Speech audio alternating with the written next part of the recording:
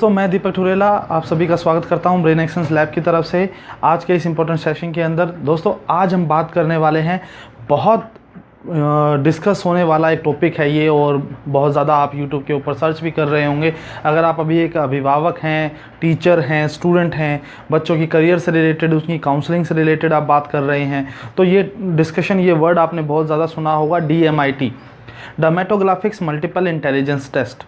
ये DMIT होता क्या है, ये है क्या, इसके पीछे की साइंस क्या है, उसका सच आज हम जानेंगे और आप सभी को इससे बहुत ज़्यादा फ़ायदा होगा। प्लीज़ इस वीडियो को लास्ट तक ज़रूर देखिएगा। तो दोस्तों, जैसे कि आप सभी ने हमें सुना DMIT, ये पूरा वर्ड अगर मैं बोलूँ तो डर्मेटोग्राफिक्स मल्टीपल इंटेलिजेंस टेस्ट। अब ये डर्मेटोग्राफिक्स क्या होती है, ये दो वर्ड से मिलकर बना है, डर्मा प्लस ग्लाय।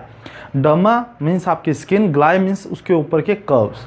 तो एक थ्योरी ये कहती है कि आपके स्किन के ऊपर जो कर्व्स हैं, स्पेसिफिकली आपके स्किन के एंड पॉइंट्स कौन से होते हैं हमारी बॉडी के, जैसे कि हमारे फिंगर लूप्स, फिंगर टिप्स, पैरों के भी, हाथों के भी।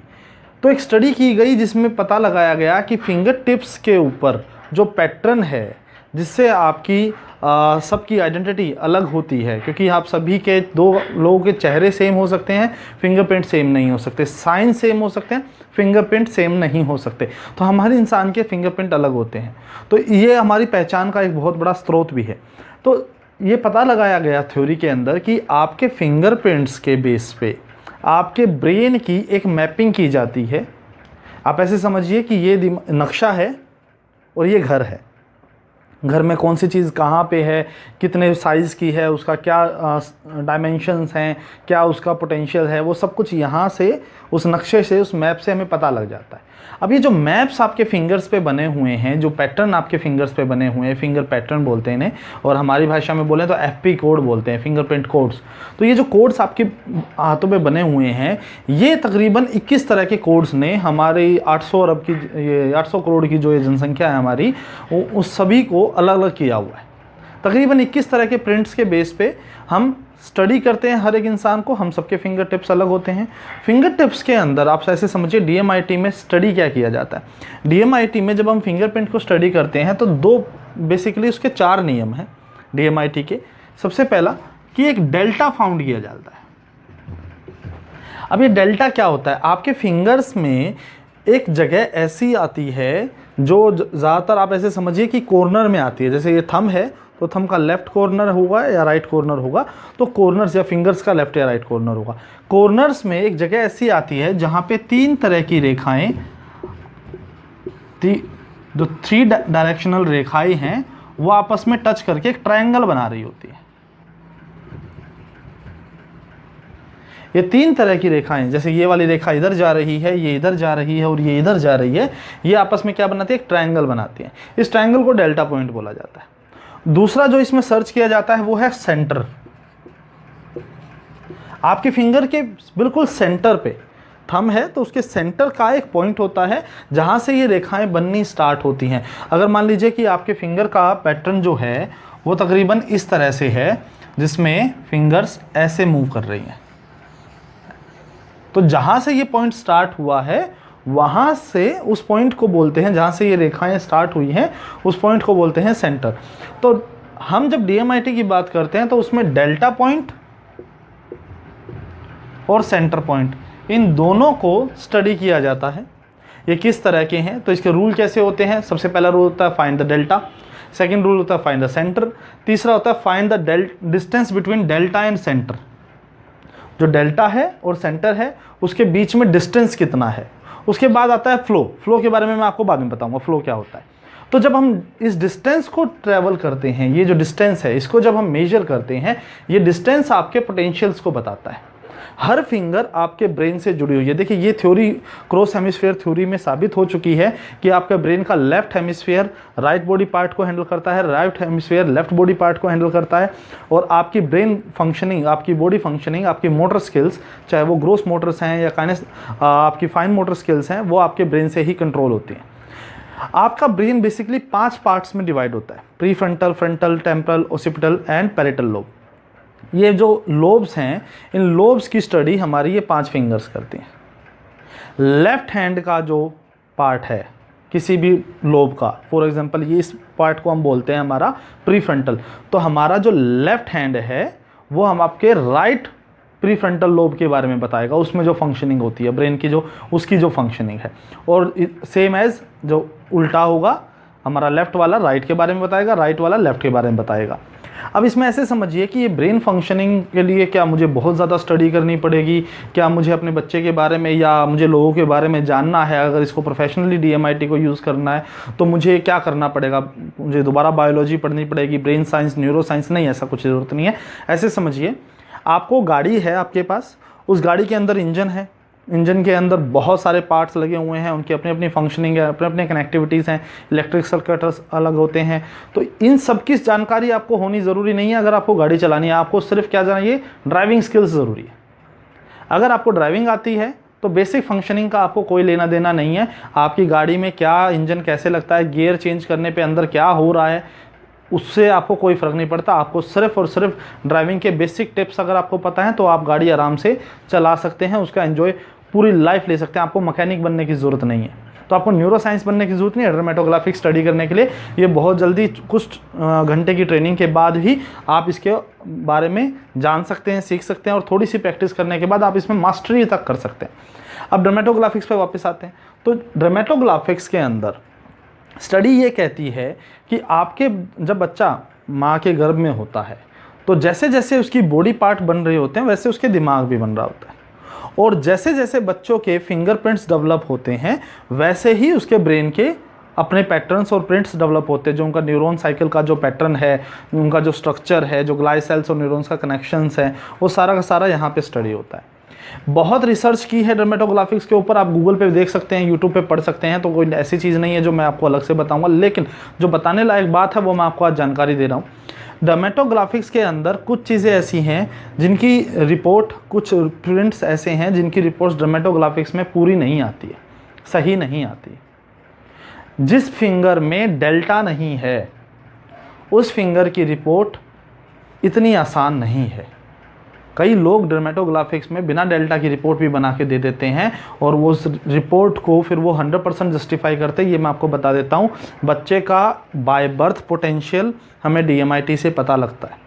हमें पता लगता है कि उस बच्चे में टैलेंट क्या है, हमें पता लगता है कि उस बच्चे में स्किल क्या है, उसका बिहेवियर पैटर्न कैसा बनेगा, उसकी हैबिट्स कैसे बनेंगी, वो किस चीज़ में अच्छा होगा, किस चीज़ में बुरा होगा, किस चीज़ में उसको और ज़्यादा मेहनत करने की ज़रूरत है, उसकी राइटिंग अच्छी नहीं होगी या उसकी अच्छी होगी, या ड्राइंग अच्छी होगी, या फिज़िकली स्ट्रॉन्ग होगा या अनफिट होगा, या वो सिंगिंग अच्छी करेगा या नहीं करेगा, वो लैंग्वेज में स्ट्रॉन्ग होगा या नहीं होगा, लिसनिंग पावर कैसी होगी, हियरिंग मेमोरी कैसी होगी, विजुअल उसकी जो विजुअल कैपेबिलिटीज़ हैं, विजुअल मेमोरी कैसी होगी, विजुअल कैपेबिलिटीज़ कैसी होंगी, ये सब कुछ आपको DMIT से पता चलता है। जिस फिंगर में डेल्टा नहीं होता उसकी स्टडी इतनी आसान नहीं है। बहुत से लोग इसको दे रहे हैं लोगों को और झूठ फैला रहे हैं। इसमें ऐसे समझिए, जिस फिंगर में डेल्टा नहीं मिलेगा आपको, उस फिंगर की जो स्ट्रक्चर है, वो फिंगर जिस पैटर्न को, जिस ब्रेन लोब को कंट्रोल करता है या उसको इंडिकेट करता है, मैं ये कहूँ तो उसकी फंक्शनिंग आपके एनवायरनमेंट के साथ चेंज हो जाती है। फॉर एग्जांपल, मेरा ये वाला जो फिंगर है, राइट हैंड की जो फर्स्ट फिंगर है, ये मेरी थिंकिंग को रिप्रेजेंट करता है। और कौन सी थिंकिंग को? लॉजिकल थिंकिंग को रिप्रेजेंट करता है, एकेडमिक परफॉर्मेंसेस को रिप्रेजेंट करता है राइट हैंड की फर्स्ट फिंगर, क्योंकि लेफ्ट ब्रेन की फर्स्ट जो आपका फ्रंटल लोब है उसको रिप्रेजेंट करता है ये।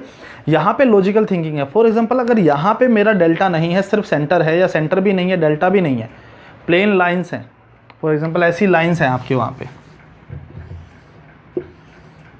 जैसे रेगिस्तान में रेत की लाइनें बन जाती है ना, ऐसी लाइनें हैं, तो समझ लीजिए कि इस थिंकिंग को बाय बर्थ जज करना नियर टू इम्पॉसिबल है, क्योंकि ये फिंगर अपने एनवायरनमेंट के साथ, अपने बायोलॉजिकल स्ट्रक्चर के साथ, मीन्स अपनी बॉडी की अपब्रिंगिंग के साथ, प्लस साथ में उसको कौन ट्रेंड कर रहा है, क्या माहौल उसको दिया जा रहा है, उसके साथ ये ट्रेंड होगी। DMIT में बहुत सारी कमियां हैं। कमियां इन द सेंस कि जो लोगों ने अच्छे से DMIT को स्टडी नहीं किया, सिर्फ 2 या 3 दिन की कहीं से ट्रेनिंग ली, 1 दिन की ट्रेनिंग ली और सोचते हैं कि वो रिपोर्ट स्टडी कर सकते हैं। देखिए, हर फिंगर का अपना एक स्ट्रक्चर है, उसकी अपनी क्वालिटीज़ हैं। उन क्वालिटीज़ की जो अपब्रिंगिंग है बच्चे की, वो बहुत ज़्यादा बड़ा रोल अदा करती है बच्चे के ब्रेन को रिप्रेजेंट करने में।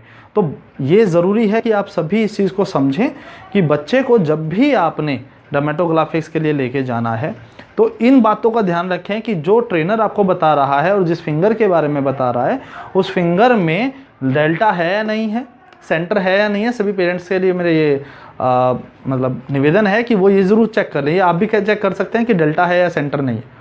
ये दोनों चीज़ें हैं। और रिपोर्ट में उस फिंगर पे अगर कोई ट्रेनर आपको झूठ बोलता है कि नहीं ये बच्चा ऐसा है वैसा है, जो भी वो बोले आपको अच्छा या बुरा बोले, ऐसे समझ लीजिए वो उस बच्चे में बदलाव आएगा। एक सर्टेन एज के बाद उसमें बदलाव आता है, उसे हम आर्क बोलते हैं, आर्क फैमिली बोलते हैं। डर्मेटोग्राफिक्स में 3 जनरल फैमिलीज है, वर्ल, लूप, आर्क। ये वर्ल, लूप और आर्क में जो आर्क फैमिली वाले हैं ये इनको स्टडी करना थोड़ा सा मुश्किल होता है। किसी एक्सपर्ट और एक्सपीरियंस ट्रेनर से ही इस चीज़ को आप काउंसल करवाएं। ये आपकी करियर काउंसलिंग में बहुत हेल्प करेगा। बच्चों, जो बच्चे मुझे सुन रहे हैं वो ध्यान से देखें, जो पेरेंट्स सुन रहे हैं, डर्मेटोग्राफिक्स की एनालिसिस के बाद आप अपने आप को जान पाएंगे who you are and what you can. आप क्या कर सकते हैं, आप कौन हैं, अंदर से कैसे हैं, आप किस तरह के माहौल में काम करेंगे, कौन सा जॉब आपके लिए सही है, किस तरह की जॉब आपके लिए सही है, कौन कौन से ऑप्शंस हैं आपके पास। ओवर 200 ऑप्शंस में से हम आपको तकरीबन 40 ऑप्शंस देते हैं। 40 बहुत होते हैं। 40 ऑप्शंस में आपकी गलत होने की संभावनाएं कम होती हैं। उन 40 में से आप किसी में भी जाएंगे तो आपको कहीं ना कहीं बेटर फील होगा और आप लाइफ में एक अच्छा रोल अदा करेंगे, अपने जीवन को एक अच्छा जी पाएंगे। 90% एम्प्लॉय इस वर्ल्ड के अंदर स्ट्रेस और डिप्रेशन में है। उसका एक कारण ये है कि जो वो कर सकते थे वो उन्हें करने नहीं मिला, जो वो कर रहे हैं उनमें उनका ध्यान नहीं है या पोटेंशियल नहीं है, और इस वजह से उन पे प्रेशर बनता जा रहा है। ये एक बहुत बड़ी वजह है। डर्मेटोग्राफिक्स को प्लीज़ आप समझिए। अगर अपने बच्चे का DMIT या साइकोमेट्रिक जो भी टेस्ट कराते हैं उसमें ये ध्यान दीजिए जो एक्सपर्ट काउंसलर है आपका, उसका अनुभव कितना है और क्या वो आपको सही ट्रेनिंग दे पा रहा है या नहीं दे पा रहा। डर्मेटोग्राफिक्स में मैंने जैसे बताया, अगर आर्क फैमिली है जिसमें डेल्टा नहीं है, उसकी जो एनालिसिस है उस पर क्वेश्चन मार्क आ जाता है क्योंकि वो 100% एक्यूरेट नहीं हो सकती। और डर्मेटोग्राफिक्स 90% से 95% तक मैक्सिमम दे सकता है। 100 कोई रिपोर्ट आपके बच्चे के बारे में नहीं बता सकती, 100 कोई नहीं बता सकती, लेकिन 90% में ये है कि सही डायरेक्शन मिल जाती है कि किस डायरेक्शन में अपने बच्चे को लेके जाना है। डर्मेटोग्राफिक्स का अगर कोई ट्रेनर बनना चाहता है, ये एक अच्छा प्रोफेशन है। डर्मेटोग्राफिक्स के अंदर आप बहुत सारे पैसे कमा सकते हैं। अर्निंग के पॉइंट ऑफ व्यू से एक अच्छा फील्ड है कि आप करियर काउंसलर बने। आप साइकोमेट्रिक और डर्मेटोग्राफी रखना है, कैसे आपके बच्चे का बिहेवियर और पर्सनैलिटी बनेगा, उसमें क्या क्या चीज़ें आपको हमेशा कंट्रोल रखनी है, ये सारा का सारा जो इन्फॉर्मेशन है ये हमारी टीम आपको देगी। अगर आपको इसके बारे में कोई भी जानकारी चाहिए आप हमें कॉन्टैक्ट कर सकते हैं। अगर कोई व्यक्ति बिज़नेस करना चाहता है, लॉकडाउन की वजह से वो घर बैठा है और उसको लगता है कि नहीं उतना अच्छा बिज़नेस नहीं हो पा रहा, तो ब्रेन एक्सीलेंस लैब आपको एक अच्छी अपॉर्चुनिटी दे रहा है। आप DMIT के थ्रू अच्छी अर्निंग कर सकते हैं, लोगों की हेल्प कर सकते हैं, एक बच्चे को एक सही डायरेक्शन दे सकते हैं। Thank you so much ladies and gentleman. I hope you enjoy the lecture. Thank you.